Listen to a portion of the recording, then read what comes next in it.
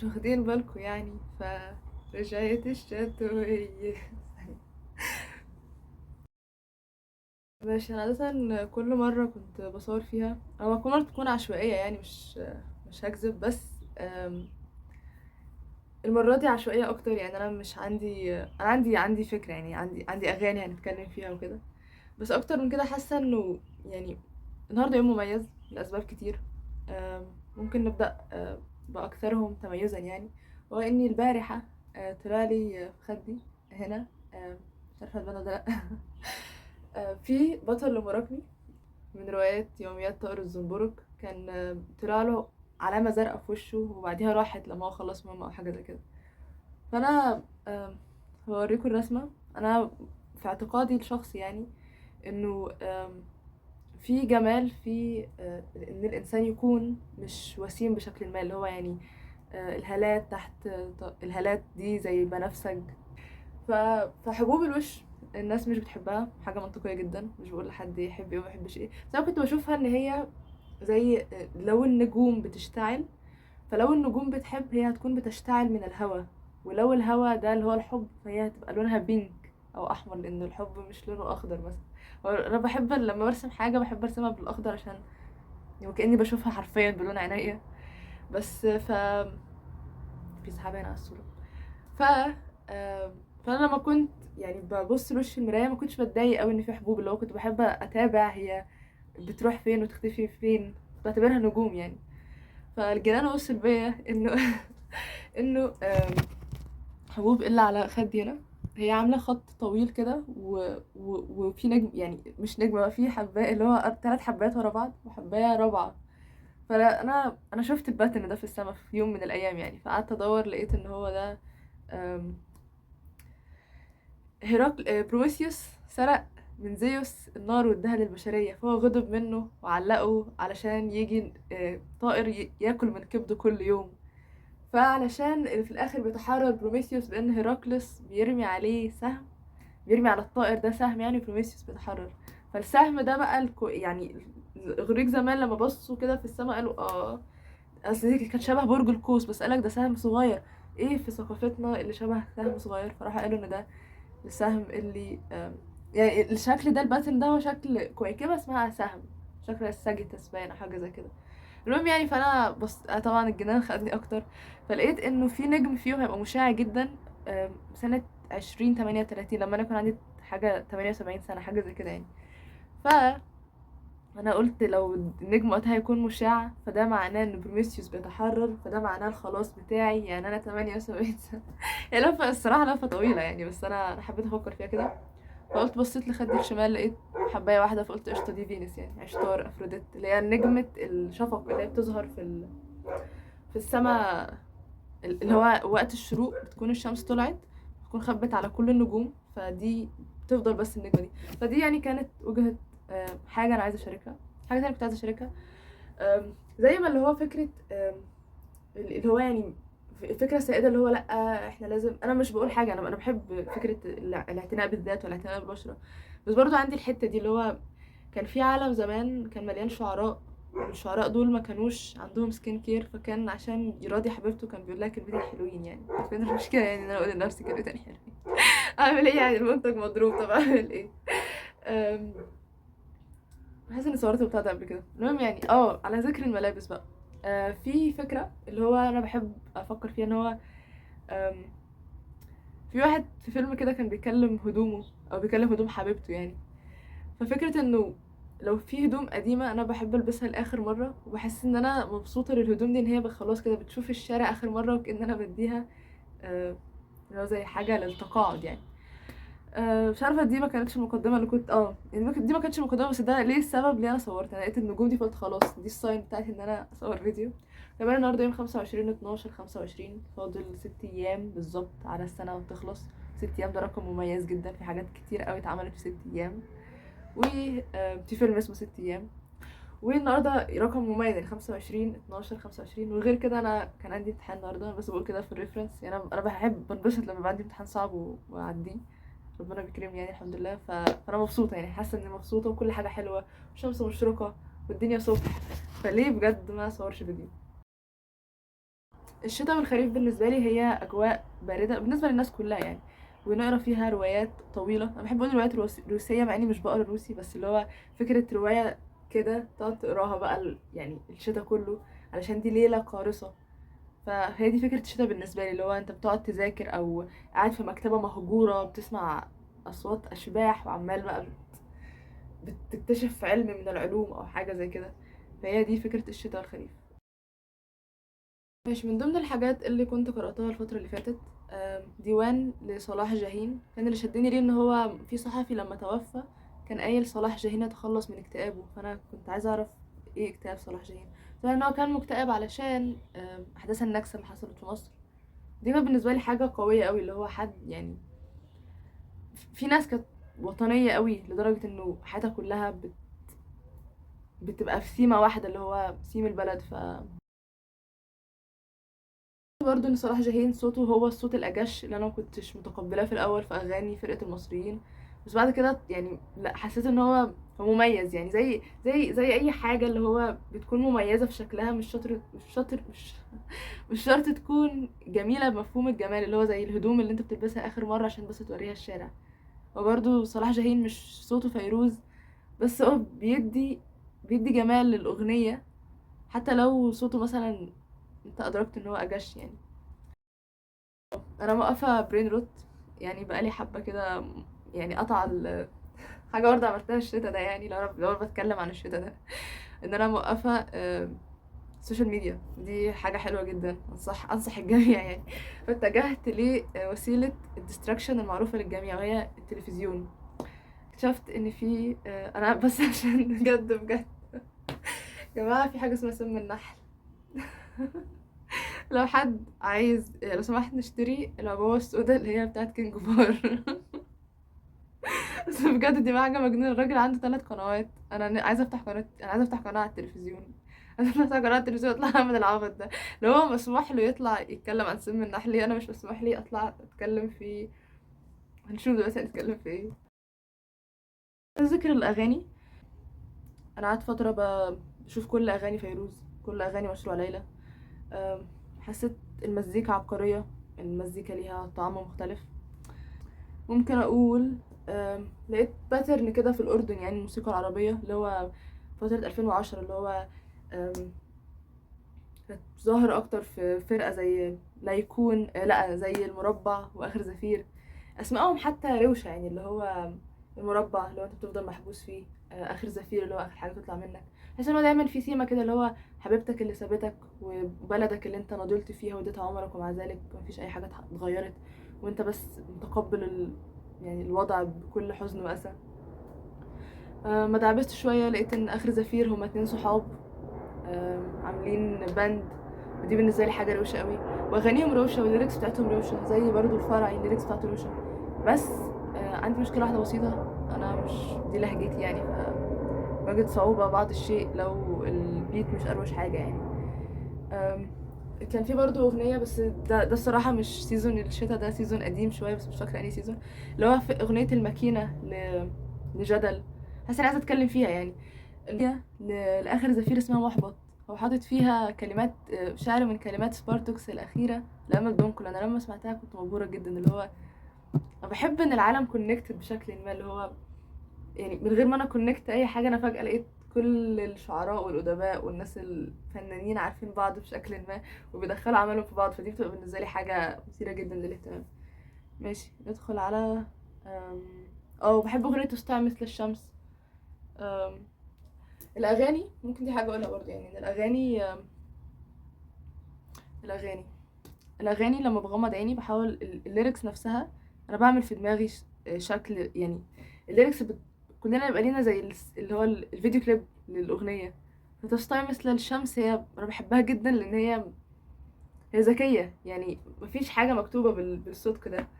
اللي بسمعوها انا مش هتكلم عنها، انا هتكلم عن الماكينه. غير عشان كاتبينها علشان الناس بيقولوا انتوا بتغنوا مش بتعملوا حاجه مفيده. ماشي، يعني هي الأغنية فيها كده، بس أنا حسيت إن فيها حاجة تانية، يعني اللي هو بيقول لها هو زي بيكلم حبيبته وبيقول لها اللي هو ده حالي وخديني كده. أنا حاسة إني هقولها بقى بالمصري، يعني هغنيها بالمصري فاهمني.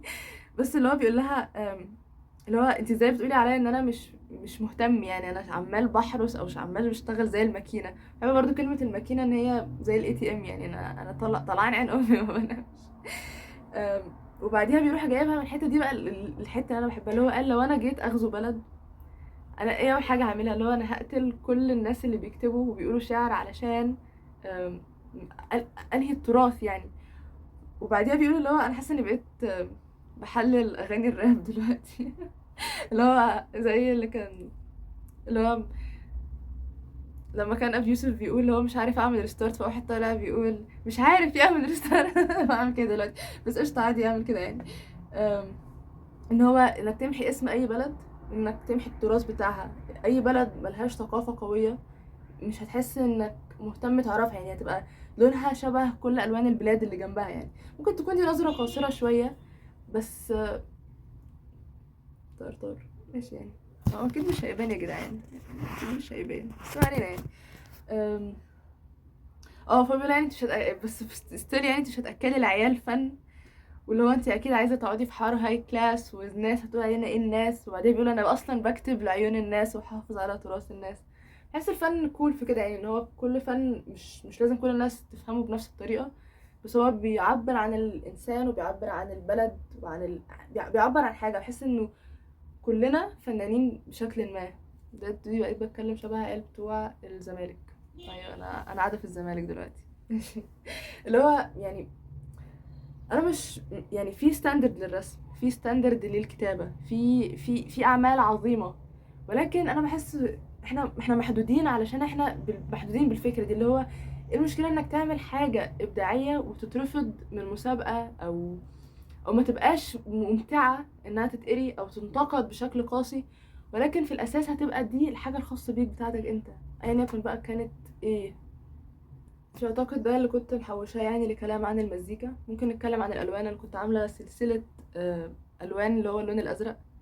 الفتره اللي فاتت كنت بفكر في الاسود. يعني لقيت اغنيتين كده بيلنكوا الاسود اللي هو باك يعني. ممكن احط الفيديو ده مع بروجكت بلو بيم، مش مشكله يعني. حتى المره دي حتى طلاء الاظافر اللي هو شبه النجوم بالليل، ما علينا يعني.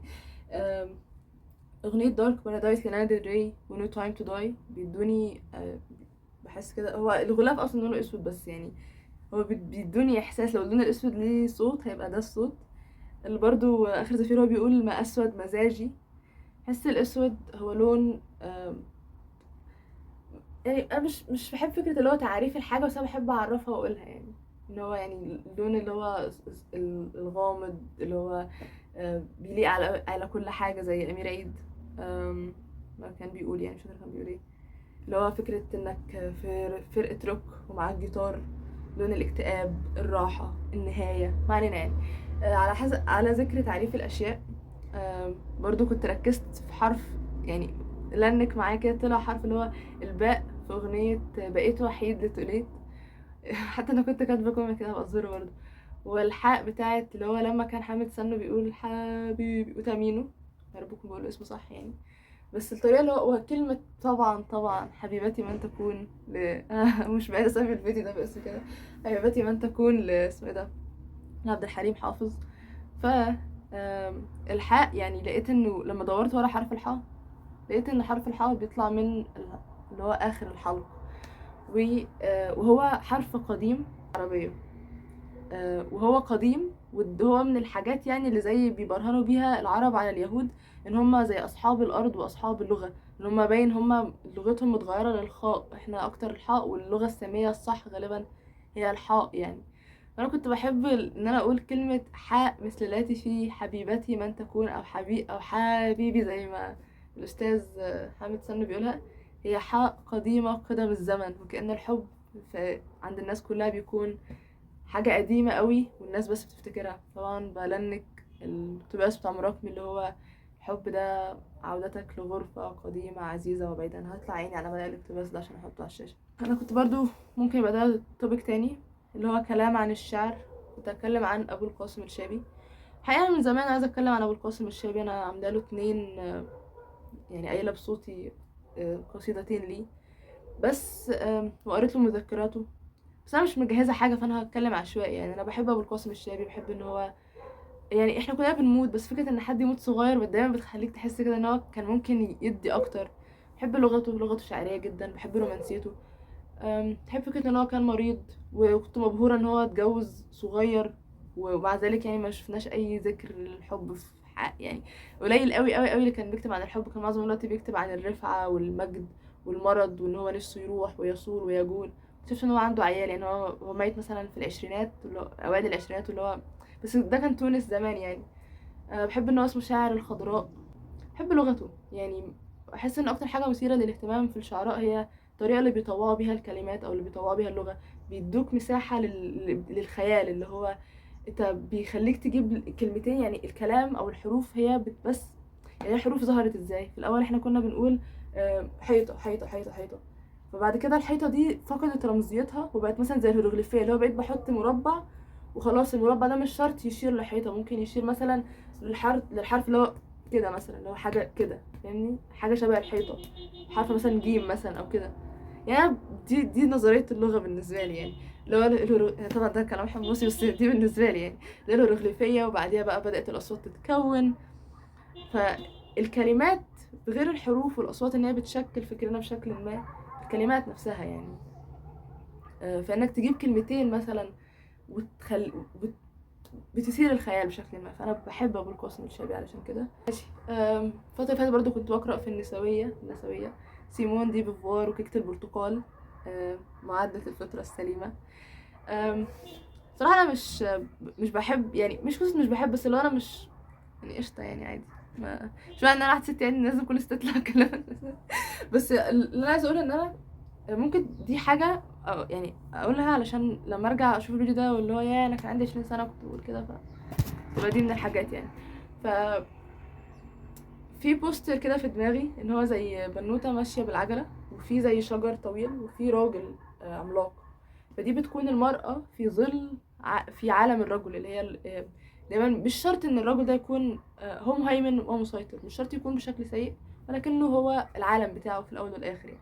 في طائر كمان غالبا نفس الطائر اللي عمال يحوم ومستنينا مش عشان يرجع يقعد على العش. المهم يعني طبعا ليه قراراتي السنة دي. انا جت فترة كده سعيدة في حياتي، واكتشفت انه انا المرأة، لا، ظل المرأة في عالمها الخاص. مش فاكرة كنت بقرأ ايه لمراكمي، مش فاكرة حقيقي. بس هو كان بيقول انه كافكا على الشاطئ، ان هو الظل بتاعك على فكرة الفيديوهين دول موجودين، عامله لهم حرق مش مراجعة يعني. بس اللي هو يعني اذا انت ليك اذا انت ليك وجود في العالم، فذراتك هتكون متماسكة لانك عارف نفسك بشكل ما. فلما الضوء يعدي هيخترقك، فهيعمل ظل قوي.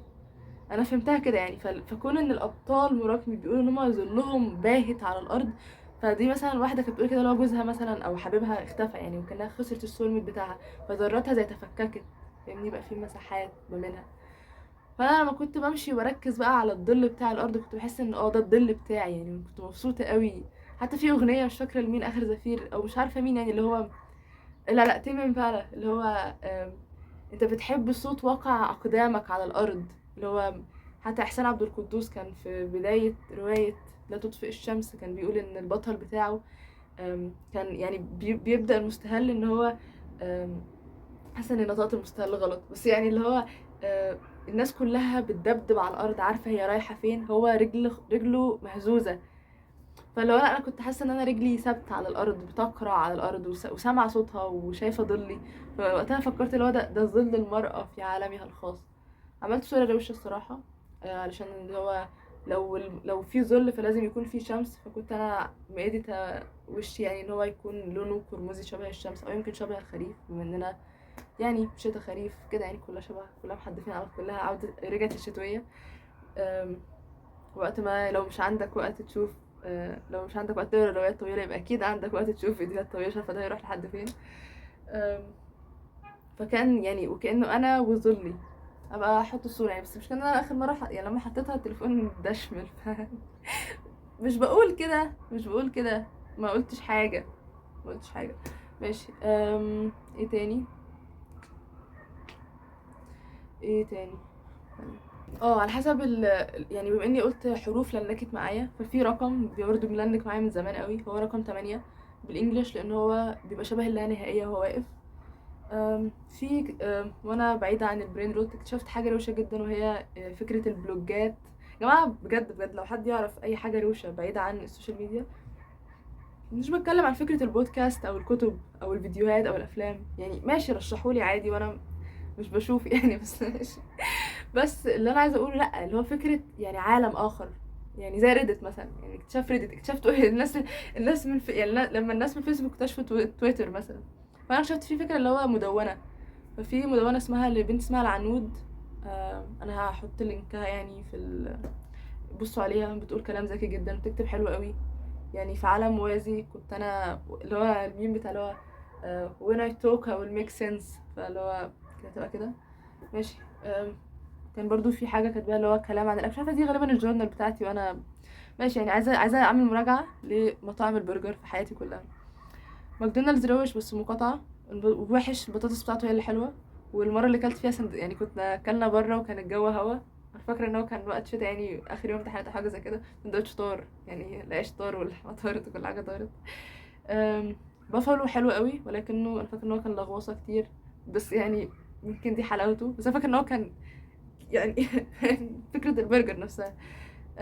برجر بي ار جي، انا غالبا انا اصلا عامله ده عشان اشتم في بي ار جي ار. انا رحت يعني يا جماعه جوده سيئه، تدفع فلوس كتير. يا جماعه ما تروحوش برجر، اي حد اي حد يا جدعان ما تروحوش برجر، ما تروحوش برجر.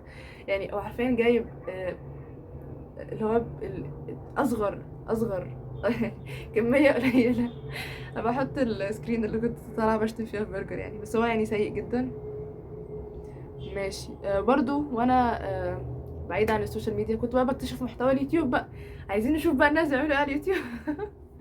فلقيت انه في ناس كتير قوي على قناتهم بيعملوا فيديوهين انا محتاجه اعملهم. اول واحد بيحذر الناس من نحط الكلمه عشان ما علينا يعني. والفيديو بجد بجد دي حاجه مجنونه، الناس كلها عندها فيديو كده. الناس كلها عندها فيديو كده. ماشي ما علينا. والفيديو التاني اللي هو تعمل ايه اول يوم جامعه. فانا يعني قعدت فكرت كده على حياتي الجامعيه، اللي هي يعني يعتبر باين قوي ان انا هنا موجوده يعني. بس اكتشفت ان انا عايزه اقول حاجه ماشي، هي مش قصه نصيحه، بما اني يعني لو النصايح هي اللي بتجيب مشاهدات. مش قصه نصيحه، بس انا عايزه اشارك تجربتي الشخصيه يعني مع فكره الجامعه نفسها، او اللي انا شايفاه يعني النظريه بتاعتي، اللي هو لو الحاجه اللي كنت بقولها لنفسي وانا صغيره. دلوقتي انت بتبقى يعني ابتدائي اعدادي ثانوي، انت ما شاء الله بتعدي بسنين التروما يعني، ف ايا يكن شكلها كان عامل ازاي. بس الاكيد انك في ثالثه ثانوي بعد الضغط العصبي ده كله، حتى لو ما عندكش تروما يعني كفايه الضغط، ضغطه بنت الذين امنوا يعني. في ناس كتير مش بتضغط ربنا يبعينهم، بس اقصد انك تختار تخصص دي مش بتكون حاجه سهله. وبعدين انت بتكون محكوم بمجموع، وبتكون محكوم كمان بتوقعات، وبتكون محكوم كمان بانه مش كل حاجه متاحه يعني، ولازم تحط فاكتورز جديده. بس انك تاخد قرار منطقي في هذه السنه يعني في هذه السن بالنسبه لي مش ما طلعتش دي الحقيقه يعني. واكتشفت يعني مش اكتشفت بس لو انت بتخش الجامعه بقى بتبقى تايه خالص، فتفضل تخش بقى في لوب علاقات ملهاش اصل ولا فصل. و حاسه بتكلم زي الاخوات الكبار دلوقتي. بس اللي هو دي حاجه عاديه انك متبقاش عارف انت عايز تعمل ايه يعني، وحاجه عاديه انك تروح الجامعه يعني مش عارفه يعني اللي هو يعني ما عرفتش افتح فيديو اللي هو ايه نصايح اول يوم جامعه يعني، ما اعرفش. بس اللي هو دي البارادوكس يعني، اللي هو في اللي هو انت بتبقى عادي انك تكتشف في سنه ثالثه، دي حاجه بقولها لنفسي، عادي انك تكتشف في سنه ثالثه انت عايز تعمل ايه بجد، وعايز تتقبل الامر الواقع يعني. فتاة البرتقال هي انا مش ما قريتش الروايه، بس هي عجبتني فكره اللي هو بنت في المترو لابسه جاكيت برتقاني، والراجل بيتعرف عليها علشان هي كل يوم بيشوفها في المترو. عجبتني برضو لانكتها مع نزار قباني، هو بيقول يعني بيقول حاجه بحطها على الشاشه، وكان عندي ازازه بقى لونها برتقاني. فالازازه البرتقاني دي انا سميتها فتاة البرتقال، لان انا بشرب منها بشرب منها اتوستيها هيدريتي دي رجاله وستات برضو، عشان احنا خلاص بقينا بنقرا سيمون دي بوفوار وعارفين ما علينا يعني. آم، ففي ازايز تانية يعني، في فتاة البرتقال، في الفتى الاسود اللي هو لونه اسود، بس هي بتحبه علشان هو مش عشان هو يعني مش صدق، بس هو عشان ازازة لونها اسود. وكان في ازازة لونها ابيض، دي الفتاة الدكتورة، دي بروح بيها امتحانات بتاعتي علشان انا فتاة الدكتورة. وفي ازازة تانية بقى هي اغلب منهم كلهم مش تupperware. فدي بتبقى ام فتاة ام الفتى الاسود، والفتاة الدكتورة هي فتاة البرتقال. فكنت كده كل ما اشوف الازاز مع بعض يعني دماغي بتعمل قصة كده، اللي هو الفتاة الدكتورة ست غنية. انا حاسة ان انا اصلا يعني انا حاسة اني غنية بالجاكيت ده. صاحبتي هي اللي قالت لي كده ان هو بيدي فايبس ثراء الفاحش ده. ثراء الفاحش كده انا قاعدة في لندن بقى واصلا درجة الحرارة 40 عادي يعني. أم، ان هي فتاة دكتورة مخلفة فتاة البرتقال، والفتاة البرتقال بتحب الفتى الاسود. وهي الفتاة الدكتورة ما عندهاش مشكلة، او الدكتورة يعني ما عندهاش مشكلة مع فكرة الحب، بس هي عندها مشكلة مع مامة الفتى الاسود. عشان مامة الفتى الاسود هي ازازة غلبانة، فهي يعني زي اللي اغتنت بسرعة، بس هي اصلها يعني ذوقها مش احسن حاجة في الحاجات، فدايما بيتخانقوا. ولكن في شهر 6 اللي فات انا عقدت قران الفتاة البرتقال على الفتى الاسود. رحت الصورة نزلت له ستوري ايام ما كنت بقى موجودة على السوشيال ميديا، محدش فاهمها بس اديني بشرح الستوري اهو. يا جماعة كل يعني هما يحتفلوا بالانيفرساري بتاعتهم في شهر 6 اللي جاي. فتاة البرتقال حتى كانت الغطا بتاعها اتكسر، فكنت مثلا ببدل الغطيان فاقول لي فتاة البرتقال شعرها ابيض، او الجو ده يعني. وكان في شنطة اشتريتها. اخر حاجة اقولها في كلام عن المزيكا، النوتس اللي كاتباها يعني، ان تيم امبالا دي حاجة فكرت فيها امبارح، بيديني فايبس البحر، بحس ان انا قاعدة سامعة صوت الموج وكده. و دي حاجة بقى من السنة اللي فاتت خالص، لانا ديل ري في سمر تايم سادنس، وهي بتقول think I'll miss you forever. زي ما النجوم بتفتقد زي ما الشمس بتفتقد النجوم في سماء الصباح. بحس انها دي اهو ده بقى اللي اقصده بالخيال، اللي هو حاجه ذكيه، اللي هو يعني لو كده كده الشمس هتطلع وكده كده النجوم هتختفي، بس ممكن ان الشمس ما كانتش عايزه النجوم تختفي اصلا في بدايه الامر يعني، ولكنها اختفت رغما عنها. ماشي. آم، دي بلنكها يعني، انا في كذا فتره كده اللي هو اغاني بتقف قصاد بعض. تي في جيرل اللي هو بيقول I guess that I'll just miss her بارابا، حتى لو هي ما مشيتش. انا بحب ان انا بايلينجوال، باين ان انا بايلينجوال ولا لا. ever since she cut her blue hair off. ever since she cut her ضوافر her blue ضوافر. عايزه ادي رسائل للمستقبل او اي حاجه يعني، انا بس كنت عايزه اخلص الافكار اللي في راسي قبل ما السنه تخلص. اكيد افتح فيديو قريب اتكلم فيه عن مزيكا وحاجات كتب قريتها وافلام شفتها. ممكن لو حاجة تانية عايزة اقولها يعني، فهو اني مبسوطة بالنظرة اللي انا ببصلها للحياة، مبسوطة اني بعمل الفيديو ده. ادعوكم جميعا انكم يبقى عندكم نظرة سحرية للحياة، وادعوكم جميعا انكم تشاركوها معي، وادعوكم جميعا انكم تتحركوا كتير، علشان لما بنقعد في الشتاء ممكن نتخن، وقتها ممكن الفستان اللي احنا بنحبه ما نقدر. مبسوطة اني صورت.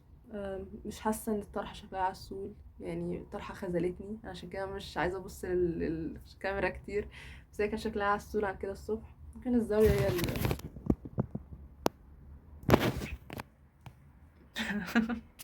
ماشي. القاكم على خير، و دي الابديتس. باي باي.